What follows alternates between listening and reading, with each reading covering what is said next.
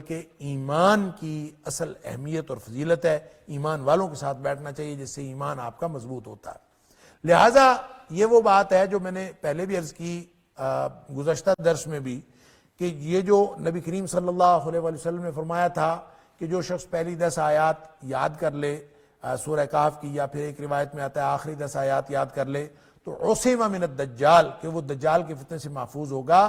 تو دراصل اس میں جو سبق دیا گیا ہے وہ یہی کہ ایمان کو ترجیح بنا کر اس بنیاد پر جب آپ تعلقات رکھیں گے تو ایک ایسی کمیونٹی ترتیب پائے گی، ایک ایسا معاشرہ ترتیب پائے گا، ایسی پاکٹس بن جائیں گی جو ایمان کی بنیاد پر قائم ہوں گی، اور پھر وہ دجال کے فتنے سے محفوظ رہیں گی۔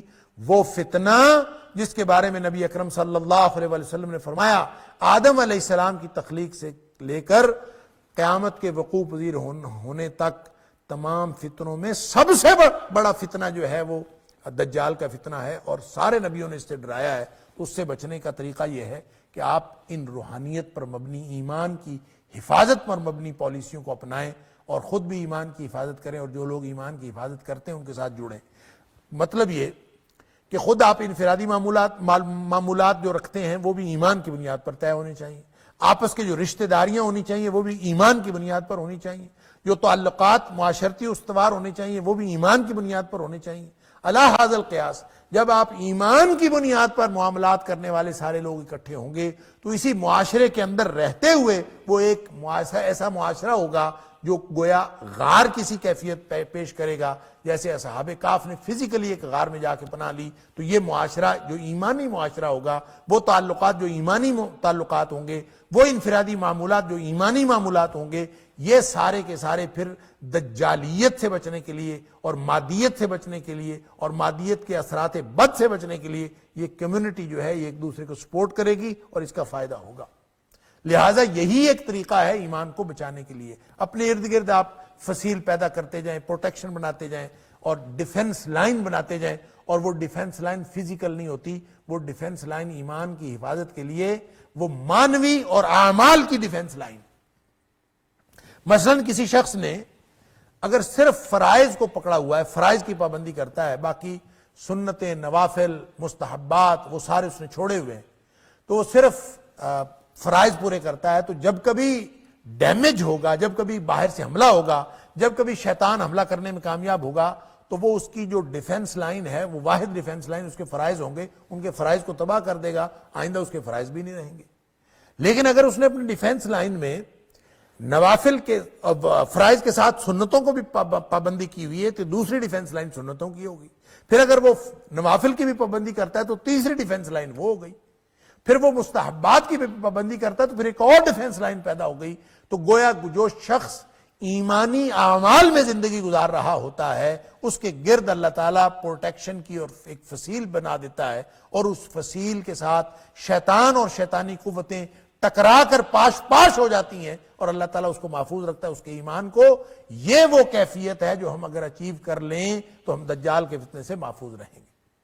ظاہر ہے کہ اس سے کوئی ڈیمیج اگر ہوگا بھی، ایک شخص اس نے اپنے ارد گرد دائرہ فرائض کے ساتھ ساتھ سنتوں کا، نوافل کا، مستحبات کا، خدمت خلق کا دائرے بنائے ہوئے، اب باہر سے کوئی حملہ آور آئے بھی، کوئی شیطانی قوت آئے بھی، وہ زیادہ سے زیادہ نوافل کو ڈیمیج کرے گی، باہر والی آؤٹر لائن جو ہے وہ ڈیمیج ہوگی، جو انر لائن ہے وہاں تک تو وہ پہنچ ہی نہیں سکے گا۔ اس لیے فرمایا کہ ایمان کی بنیاد پر چیزیں طے کرو، وَاصْبِرْ نَفْسَكَ مَعَ الَّذِينَ يَدْعُونَ رَبَّهُمْ بِالْغَدَاةِ وَالْعَشِيِّ، جو صبح و شام اپنے رب کو پکارتے ہیں، یریدون وجہہ، اس کی رضامندی چاہنے کے لیے، آپ ان کے ساتھ اپنے تعلقات استوار رکھیے، ان کے ساتھ رابطہ رہے گا تو آپ کو فائدہ ہوگا۔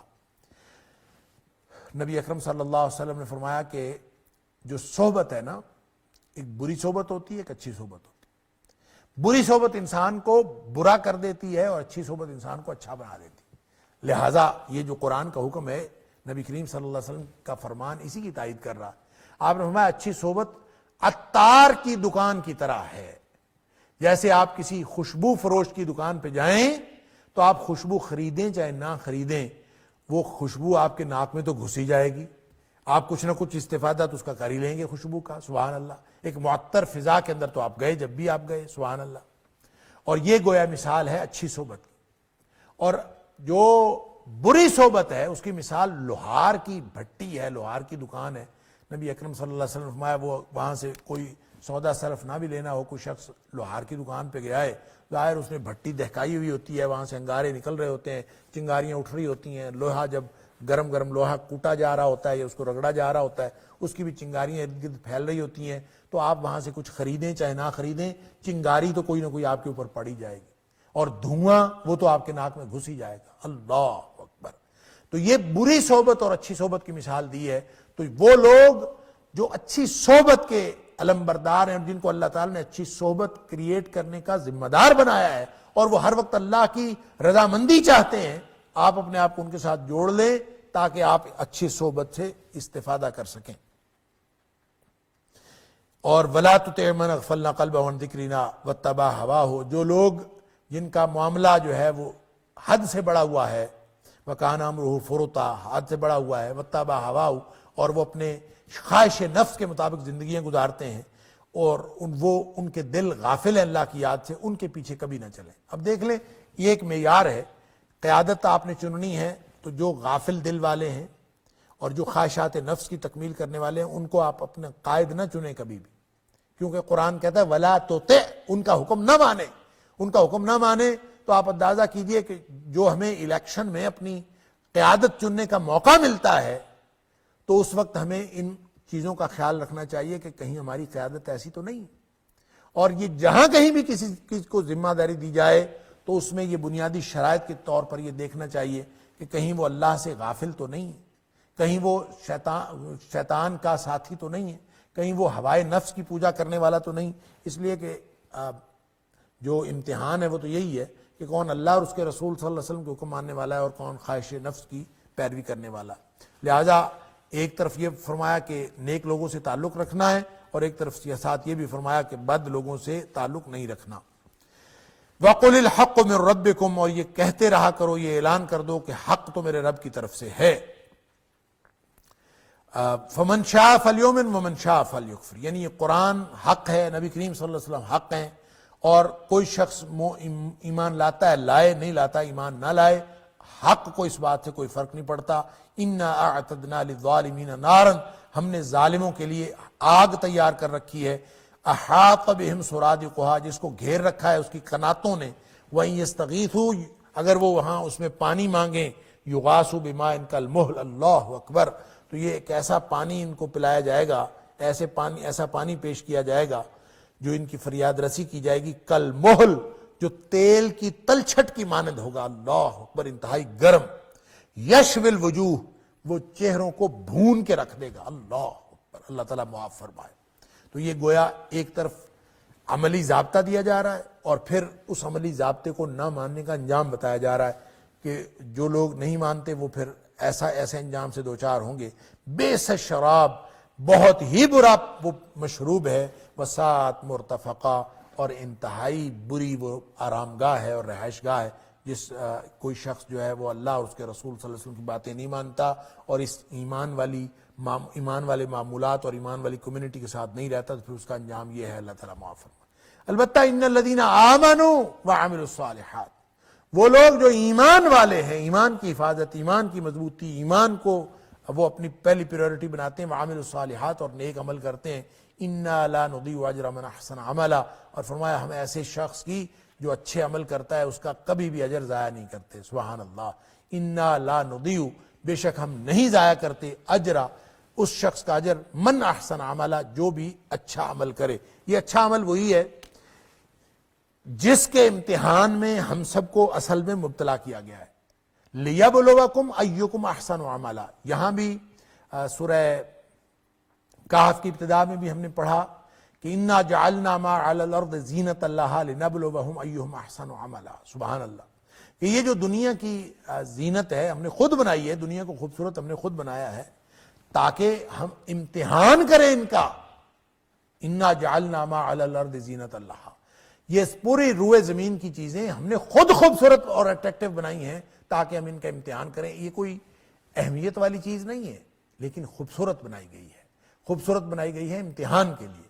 اور فرمایا کہ امتحان اس بات کا ہے کہ لنبلوہم ایہم احسن عملا، اب پتہ چلے گا کون دنیا کی طرف جاتا ہے اور کون آخرت کی تیاری کرتا ہے اور کون اچھے عمل کرتا ہے. احسن یعنی حسن عمل کا امتحان ہے تاکہ ہم ان کا امتحان کریں کہ کیسے وہ اچھے عمل کرتا ہے. اسی طرح جو سورہ ملک کی آیت نمبر 2 میں فرمایا الذی خلق الموت والحیات لیبلوکم ایکم احسن عملا، کہ وہی ذات ہے جس نے موت اور زندگی کا کارخانہ بنایا تاکہ تمہاری آزمائش کی جائے، تمہارا امتحان کیا جائے کہ تم میں سے اچھے عمل کرنے والا کون ہے. تو یہ وہی اچھے عمل ہیں.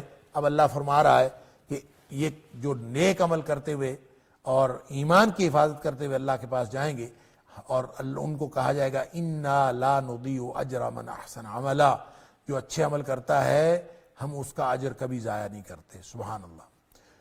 اولئک لہم جنات عدن، یہ وہ لوگ ہیں جن کے لیے ہمیشگی کی جنتیں ہیں، تجری من تحتہم الانہار، جن کے نیچے نہریں جاری ہیں، یحلون فیہا، وہ پہنائے جائیں گے اس میں، آراستہ کیے جائیں گے اس میں، من اساور، کنگن پہنائے جائیں گے. عام طور پہ قبل از اسلام اور اس وقت عربوں کے میں بھی اور اس سے پہلے کی امتوں میں یہ اصول چلتا تھا سیاسی طور پر کہ جو بادشاہ ہوتا تھا، جو حکمران ریاست ہوتا تھا، وہ کڑے پہنتا تھا، کنگن پہنتا تھا. تو انہی کنگنوں کا ذکر ہے کہ ان کو کنگن پہنائے جائیں گے جنت میں. سبحان اللہ. یہ تو دنیا والے تو ایک کوئی حیثیت نہیں رکھتے، تو اصل حیثیت جو ہے وہ اللہ کے ہاں ان کنگنوں کی ہوگی. یحلون فیہا من اساور من ذہب، ان کو سونے کے کنگن پہنائے جائیں گے. سبحان اللہ. ویلبسون ثیابا، اور ان کو ایسے کپڑے، ایسا لباس پہنایا جائے گا، خضرا من سندس، جو گرین لباس ہوگا، سبز، من سندس جو باریک ریشم سے بنا ہوگا، وہ استبرق اور موٹے ریشم سے بنا ہوگا. متکئین فیہا علی الارائک، اور وہ تکیہ لگائے ہوئے بیٹھے ہوں گے، فیہا اس میں، علی الارائک بالا خانوں کے اوپر، تختوں کے اوپر بیٹھے ہوں گے. نعم الثواب وحسنت مرتفقا. اللہ اکبر. یہ کتنا اچھا بدلہ ہے. وحسنت مرتفقا، اور کتنی اچھی آرام گاہ ہے جو اللہ تعالیٰ اہل جنت کو عطا فرمائے گا. اللہ تعالیٰ ہمیں بھی ان میں، ہم سب کو اللہ تعالیٰ ان میں شامل فرمائے. وَاضْرِبْ لَهُمْ مَثَلَ الرَّجُلَيْنِ جَعَلْنَا لِأَحَدِهِمَا جَنَّتَيْنِ مِنْ أَعْنَابٍ وَحَفَفْنَاهُمَا بِنَخْلٍ وَجَعَلْنَا بَيْنَهُمَا زَرْعًا. یہ وہ دوسری مثال شروع ہوتی ہے کہ جو دو ذمہ دار بھائیوں کا قصہ ہے. ایک امیر تھا، دوسرا غریب تھا، اور وہ جو امیر تھا وہ بدبخت منکر آخرت بھی تھا اور بخیل بھی تھا، اور جو غریب تھا وہ بھائی مومن بھی تھا اور سخی بھی تھا اور بہت زیادہ خرچ کرتا تھا. تو ان دونوں بھائیوں میں سے اب ظاہر ایک مومن ہے، ایک کافر ہے، تو ان کے آپس میں اسی ذہنی فرق کی وجہ سے چیزوں کے بارے میں اپروچ ان کی مختلف تھی. تو ان کا ایک مکالمہ قرآن نے یہاں بیان کیا ہے.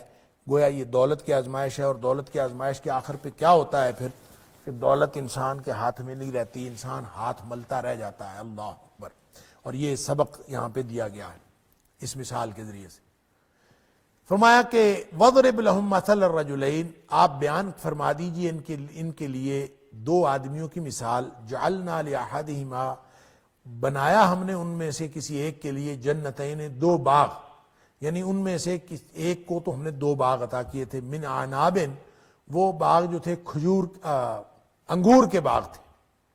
وحففناہما بنخل، اور ان کو ہم نے گھیر رکھا تھا، ڈھانپ رکھا تھا، یعنی باڑ کی ہوئی تھی ان کی ارد گرد، بنخل کھجوروں سے.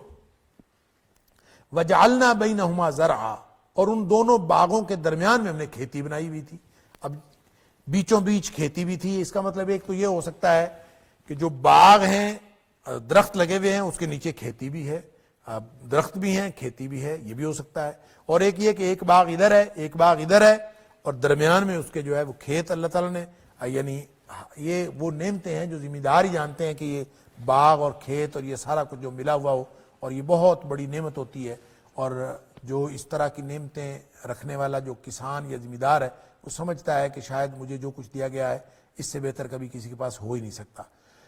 کلتا الجنتین آتت اکولہا ولم تظلم منہ شیئا.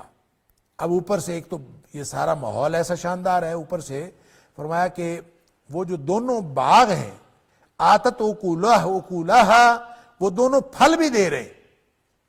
ولم تظلم منہ شیئا، اور اس میں سے کوئی چیز کم نہ کی جاتی ہو اس کو، یعنی پھل بھی دے رہے ہیں، اس میں کوئی کمی بھی نہیں ہے، خوب پھل آ رہا ہے اس کے اوپر. وَفَجَّرْنَا خِلَالَهُمَا نَهَرًا، اور ان دونوں باغوں کے درمیان ہم نے ایک نہر بھی نکال رکھی ہے، سبحان اللہ، ایک دریا بھی نکال رکھا ہے. گویا پانی لگانے کا بھی کوئی مسئلہ نہیں، پانی کا مسئلہ بھی حل ہو گیا. باغ ہو، زرخیز زمین ہو، پانی وہاں پہنچا ہوا ہو، نہر اندر سے گزرتی ہو، درمیان میں سے گزرتی ہو، اس سے زیادہ بڑی بات اور کیا ہو سکتی ہے. لہٰذا یہ ایک کیفیت اللہ کریم نے بیان فرمائی کہ یہ کچھ اللہ تعالیٰ نے ایک کو دیا تھا. وَكَانَ لَهُ ثَمَرٌ، اور اس کے پھل بھی تھے. فَقَالَ لِصَاحِبِهِ، اس نے اپنے ساتھی سے کہا، وَهُوَ يُحَاوِرُهُ، ایسے ہی گفتگو کرتے ہوئے، وَهُوَ يُحَاوِرُهُ، اس سے گفتگو کر رہا تھا، آپس میں بحث و مباحثہ چل رہا تھا یا گفتگو ہو رہی تھی.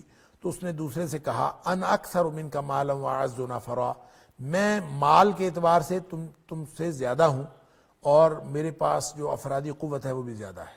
اللہ اکبر، افرادی قوت اور مال یہ میں آپ سے حاصل کرنا چاہتا ہوں.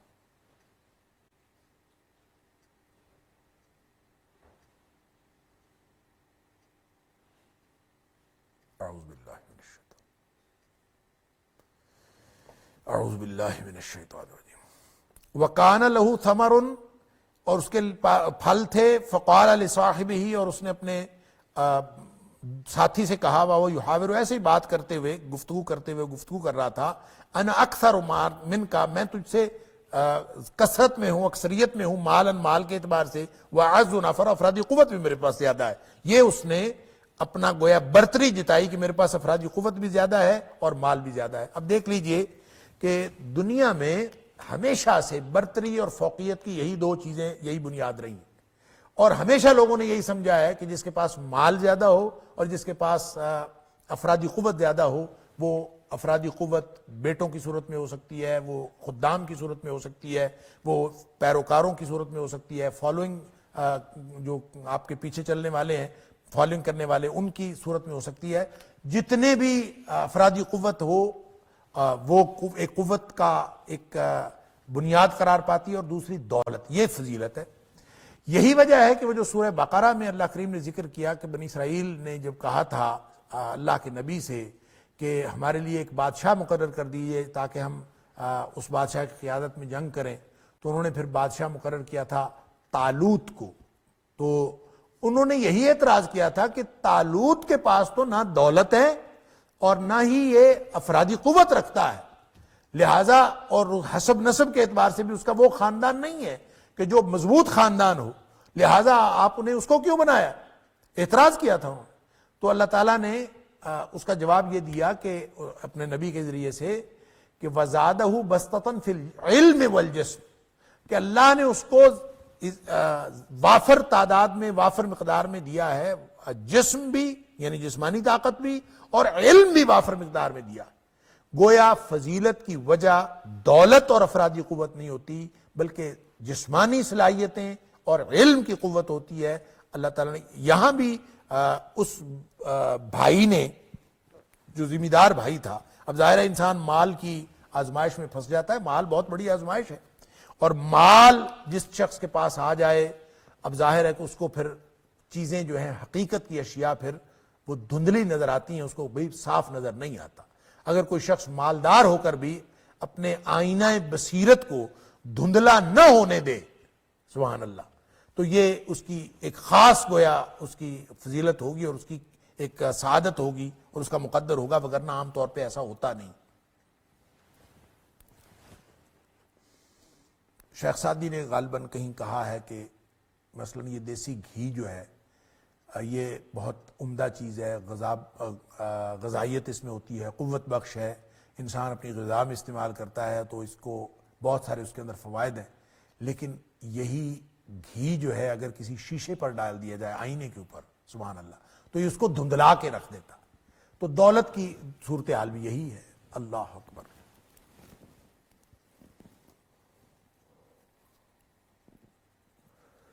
تو اس نے اپنی برتری جتائی، انا اکثر منک مالا واعز نفرا ودخل جنتہ وهو ظالم لنفسه، اور پھر یوں وہ اپنے جان پر ظلم کرتا ہوا اپنے باغ میں داخل ہوا متکبرانہ انداز میں. اپنی جان پر ظلم کرتا ہوا گویا اپنے انتہائی تکبر کرتا ہوا داخل ہوا ہوگا کہ میرا باغ ہے، میری راجدھانی ہے، میرا فارم ہاؤس ہے، میرے پاس سب کچھ ہے۔ وَدَخَلَ جَنَّتَهُ، وہ اپنے باغ میں داخل ہوا۔ وَهُوَ ظَالِمٌ لِنَفْسِهِ، وہ اپنے آپ پر ظلم کرنے والا تھا، اس حال میں داخل ہوا یعنی تکبر کے انداز میں، متکبرانہ انداز میں۔ قَالَ، اور ساتھ اس نے کہا، مَا أَظُنُّ أَن تَبِيدَ هَذِهِ أَبَدًا، میں یہ گمان ہرگز نہیں کرتا کہ یہ باغ کبھی ختم ہو جائے گا، کبھی تباہ و برباد ہو جائے گا۔ اللہ اکبر۔ ما اظن، نہیں میں گمان رکھتا، نہیں میں یقین کرتا، ان تبیدہ کہ یہ تباہ ہو جائے گا، حاضر یہ والا باغ ابدا، کبھی بھی یہ تباہ ہوگا۔ یہ کیسے ہو سکتا ہے؟ اتنی بڑی سلطنت اللہ نے مجھے دی ہے اور اتنی بڑی راجدھانی ہے میری، اتنا میرا ایریا آف جورسڈکشن ہے، اتنے باغات ہیں، اتنی سلطنت ہے، یہ کبھی ختم ہو جائے گی؟ یہ نہیں ہو سکتا۔ یہ جیسے آج کل لوگ کہتے ہیں کہ یہ ایسے مولویوں کی باتیں، اور مولوی جو ہیں وہ مختلف قسم کی کہانیاں سناتے رہتے ہیں، اور مولویوں کو یہ کہہ کے ان کی باتوں کو، جو وہ انذار کی باتیں کرتے ہیں، جو تنبیہ کی باتیں کرتے ہیں، جو اللہ کی طرف لانے والی باتیں کرتے ہیں، تو علماء کی باتوں کا مذاق اڑایا جاتا ہے۔ سورہ ملک کے اندر اللہ تعالیٰ نے فرمایا قیامت والے دن یہ لوگ کہیں گے، کفار اور مشرکین اور انکار کرنے والے انبیاء کی باتوں کا اور وحی الہی کی باتوں کا انکار کرنے والے قیامت والے دن کہیں گے، لو کننا نسمع او نعقل ما کننا فی اصحاب السعیر، کاش کہ ہم سن لیتے اور ہم سمجھ لیتے، عقل کر لیتے دنیا میں، تو آج ہم جہنم والوں میں سے نہ ہوتے، آج ہم جہنمی نہ بنتے۔ اللہ اکبر۔ لیکن دنیا میں انسان جب طاقت اور دولت کے نشے میں، پھر اس کو کوئی چیز نظر نہیں آ رہی ہوتی۔ اس نے کہا نا اکثر من کا مال واعز نفرا، میرے پاس تو سب کچھ بہت زیادہ ہے، افرادی قوت اتنی ہے، مال بہت ہے۔ وداخل جنتہ، اپنے راجدھانی میں داخل ہوا، اپنے باغ میں۔ وهو ظالم لنفسه، اپنے اوپر ظلم کرنے والا تھا انتہائی متکبرانہ انداز میں۔ قال ما اظن، اس نے کہا مجھے کوئی یقین نہیں ہے، ان تبیدہ کہ یہ ہلاک ہو جائے، یہ تباہ ہو جائے کبھی، ہذہ، یہ والا میرا باغ، یہ میری پوری سلطنت آبادہ، کبھی بھی۔ وما اظن الساعة قائمة، اور میں یہ بھی یقین نہیں رکھتا کہ قیامت قائم ہونے والی ہے۔ یہ جو تم کہتے ہو کہ قیامت قائم ہونے والی ہے، اس پر بھی میں یقین نہیں رکھتا۔ اللہ اکبر۔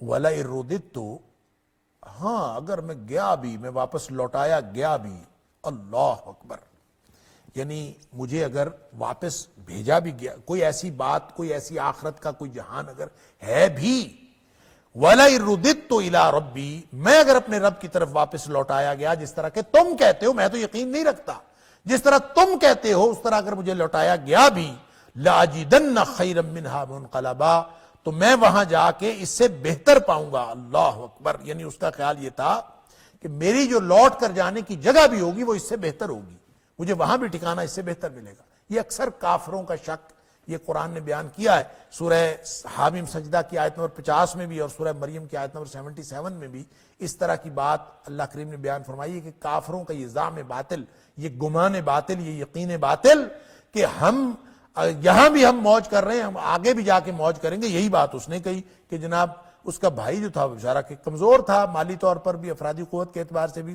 اور اس کے ساتھ باتیں کرتے کرتے اس نے ساری اپنی برتری بھی جتائی، اور ساتھ یہ بھی کہا کہ جناب میرے پاس جو کچھ ہے، مجھے یہاں بھی موجیں لگی ہوئی ہیں، اور میں اگر گیا بھی، پہلی تو بات یہ ہے کہ مجھے یہ یقین ہے کہ قیامت کوئی نہیں آنی، اور اگر میں واپس لوٹایا بھی گیا تو میری واپس لوٹنے کی جگہ جو ہے وہ تم سے کہیں بہتر، بلکہ یہ جو میری سلطنت ہے اس سے بھی بہت بہتر ہوگی۔ اور سورہ حامیم سجدہ میں اللہ تعالیٰ نے فرمایا آیت نمبر 50 میں وَلَئِن رُجِعْتُ، یعنی کافر یہ کہتا ہے کہ اگر میں لوٹایا بھی گیا الی ربی، اپنے رب کی طرف، ان لی عندہ للحسنی، تو اس کے پاس بھی میرے لیے بہت بہترین جگہ ہوگی، یہ وہ گمان رکھتا ہے۔ اور اسی طرح سورہ مریم میں فرمایا آیت نمبر 77 میں افرأیت الذی کفر بآیاتنا وقال لأوتین مالا وولدا، اللہ اکبر۔ اللہ تعالیٰ فرماتا ہے اس شخص کو دیکھا جو ہماری آیتوں کا کفر کرتا ہے اور ساتھ یہ کہتا ہے کہ مجھے دیا جائے گا مال اور اولاد، وہاں بھی دی جائے گی۔ اور سورہ مریم میں کہ اس آیت کے ذیل میں مفسرین نے لکھا ہے کہ یہ غالباً عاص بن وائل، ایک تو عمومی بات ہے کہ یہ ہر کافر کا اس طرح کا رویہ ہوتا ہے اور کافر اس طرح کی بات کرتے ہیں، اور دوسرا یہ خاص قسم کا ایک شخص جو تھا وہ عاص بن وائل تھا، اس نے قرض دینا تھا حضرت خباب بن ارت رضی اللہ تعالیٰ عنہ کو، اور وہ جب کبھی مطالبہ کرتے تھے اس سے کہ دے دو یار میرا قرض واپس کر دو، تو وہ آگے سے کہتا تھا کہ تم جو کہتے ہو کہ آخرت میں ہم نے دوبارہ جی کے اٹھنا ہے، تو میں وہاں جاؤں گا تو تمہیں دے دوں گا، مجھے وہاں بھی مال ملے گا اور میں وہاں بھی صاحب اولاد اور صاحب مال ہوں گا، تو میں وہاں جا کے دے دوں گا۔ یہ گویا وہ ہرزہ سرائی کرتے ہیں۔ تو یہی بات کافر نے کہی، اس کافر مالدار بھائی نے جس کے پاس زمینیں جائیدادیں بھی تھی، سب کچھ تھا، اور اپنے بھائی سے وہ گفتگو کرتے ہوئے اس نے اپنی برتری بھی جتائی اور آخرت کے بارے میں بھی اپنا پورا جو عقیدہ تھا وہ بتا دیا۔ قال له صاحبہ وهو يحاورہ، اسی طرح گفتگو کرتے کرتے اس مکالمے میں جو اس نے جواب دیتے ہوئے کہا، اس کے بھائی، اس کے ساتھی نے، وہ سگا بھائی تھا یا رشتہ دار تھا یا ویسے اس کا کوئی دوست تھا، اس نے کہا کہ اکفرت بالذی خلقک من تراب ثم من نطفۃ ثم سواک رجلا۔ اللہ، اب وہ انکار تو کر رہے آخرت کا، تو آخرت کا انکار گویا ایسے ہے، دوبارہ جی اٹھنے کا انکار ایسے ہے جیسے اس نے اپنی پیدائش کا انکار کر دیا۔ اللہ اکبر۔ اس لیے اس نے کہا کہ اکفرتا، کیا تو نے کفر کیا ہے، بالذی، اس ذات کے ساتھ، خلقک من تراب، جس نے تجھے مٹی سے پیدا کیا، ثم من نطفۃ، پھر اس نے نطفے سے پیدا کیا، ثم سواک رجلا، پھر حقیر قطرہ آب سے، نطفے سے اس نے ایک جیتا جاگتا ایک بہترین انسان اس نے بنا دیا، پوری موزونیت کے ساتھ اور پوری قامت کے ساتھ۔ سبحان اللہ، کہ انتہائی درست طریقے سے اس نے ایک آدمی بنا کے تمہیں یعنی اس دنیا میں بھیج دیا، اس کا تو کفر کرتا۔ اللہ اکبر۔ یعنی آخرت کا انکار کرنا اس بات کے مترادف ہے کہ گویا وہ اللہ کی تخلیق کا انکار کرتا ہے۔ یہی بات جو حدیث قدسی میں نبی کریم صلی اللہ علیہ وسلم فرمائی کہ اللہ فرماتا ہے کہ میرا بندہ مجھے میرا انکار کرتا ہے، کذب ابن آدم ولم یکن لہ ذالک، یہ آدم کا بیٹا یہ میرا انکار کرتا ہے، مجھے میری تکذیب کرتا ہے، مجھے جھٹلاتا ہے، اور اس کو چاہیے نہیں تھا کہ مجھے جھٹلاتا، وشتمنی، اور یہ مجھے گالی دیتا ہے، ولم یکن لہ ذالک، اور اس کو چاہیے نہیں تھا کہ مجھے گالی دیتا۔ اللہ اکبر۔ اور پھر فرمایا کہ فاما تکذیبہ ایایا، اس کا جو مجھے جھٹلانا ہے وہ کیا ہے؟ فرمایا اس کا یہ کہنا ہے کہ لن یعیدنی کما بدانی، کہ وہ مجھے دوبارہ زندہ نہیں کرے گا جس طرح اس نے پہلے پیدا کیا ہے، دوبارہ زندہ کوئی نہیں کرے گا۔ جب یہ کہتا ہے تو گویا وہ مجھے جھٹلاتا ہے، میری تخلیق کو جھٹلاتا ہے، میرے وجود کو جھٹلاتا ہے۔ تو صفت اللہ نے جب پیدا کیا ہے تو وہ دوبارہ پیدا کرنے پر بھی قادر ہے، جس نے پہلا پیدا کیا ہے۔ تو یہی جواب اللہ تعالیٰ نے ہر جگہ قرآن میں دیا ہے۔ جنہوں نے کہا کہ یہ ہڈیاں گل سڑ جائیں گی، دوبارہ کون زندہ کرے گا؟ قل یحییھا الذی انشأ اول مرہ، وہی زندہ کرے گا جس نے پہلی دفعہ پیدا کیا ہے۔ تو ظاہر ہے پہلی دفعہ پیدا کرنا وہ زیادہ مشکل ہوتا ہے، دوسری دفعہ پیدا کرنا تو مشکل ہوتا ہی نہیں ہے۔ اللہ اکبر۔ تو یہی بات یہاں کہی گئی ہے کہ تو نے کفر کیا ہے اللہ تعالیٰ کی ذات کا اور اللہ تعالیٰ کی تخلیق کا، کہ اس نے تجھے مٹی سے پیدا کیا، پھر نطفے سے۔ اب مٹی سے اس طرح سے مٹی سے پیدا کرنے کا مطلب یہ ہے کہ ابتدائے آفرینش اللہ تعالیٰ نے حضرت آدم علیہ السلام کو تو مٹی سے ہی پیدا کیا، مٹی سے پتلا بنایا، پھر اس کے اندر اپنی روح پھونکی، پھر وہ جیتے جاگتے انسان بن گئے، پھر انہی میں سے اماں حوا کو پیدا کیا، پھر یہ ایک جوڑا بن گیا، پھر اس جوڑے سے ایک تناسل کا اور نسل آگے بڑھانے کا، افزائش نسل کا سلسلہ شروع کر دیا، اور آج تک اسی سلسلے سے چل رہا ہے۔ تو ابتدا تو مٹی ہے، اور پھر اس کے بعد یہ میاں بیوی کا ملاپ ہوتا ہے، وہ نطفہ، وہ جو حقیر قطرہ آب ہے، وہ انسان کی تخلیق کا باعث بنتا ہے۔ یہ اللہ تعالیٰ جو کوئی شخص اپنی مراحل حیات پر غور کر لے، اس کو پورا نظام ایمانیات کا سمجھ میں آ جاتا ہے۔ لہذا اس نے آخرت کے انکار کو تخلیق کے انکار سے تشبیہ دی ہے۔ وہ تو کہہ رہا تھا کہ میں آخرت پر ایمان نہیں رکھتا، قیامت نہیں آتی، ما اظن الساعة وما اظن الساعة قائمة، اس نے انکار تو کیا تھا قیامت کے نہ آنے کا۔ تو اس نے کہا اکفرت بالذی خلقک من تراب ثم من نطفۃ ثم سواک رجلا، تو اللہ کی تخلیق کا انکار کر رہا ہے کہ تجھے اللہ نے مٹی سے پیدا کیا، ابتدائے آفرینش، یا پھر اس اعتبار سے بھی کہ ہر چیز مٹی سے بنتی ہے اور مٹی میں جانی ہے، اور ثم من نطفۃ، پھر اللہ نے تمہیں ایک حقیر قطرہ آب سے پیدا کیا، ثم سواک رجلا، پھر اللہ نے تجھے، یعنی یہ تو شکر کا تقاضا کرتی ہے ساری بات۔ لیکن هو اللہ ربی ولا اشرک بربی احدا، یعنی تو کفر کر رہا ہے تو کرتا رہے، میں کفر نہیں کروں گا، لیکن هو اللہ ربی، میں تو جانتا ہوں وہی رب ہے، وہی اللہ میرا رب ہے، وہ میرا مالک بھی ہے، میرا پالنے والا بھی ہے، ولا اشرک بربی احدا، میں اپنے رب کے ساتھ کسی بھی طرح کا شرک نہیں کر سکتا، کسی کو شریک نہیں ٹھہرا سکتا۔ اللہ تعالیٰ مجھے اور آپ کو قرآن سمجھنے اور عمل کرنے کی توفیق عطا فرمائے۔ وآخر دعوانا الحمدللہ۔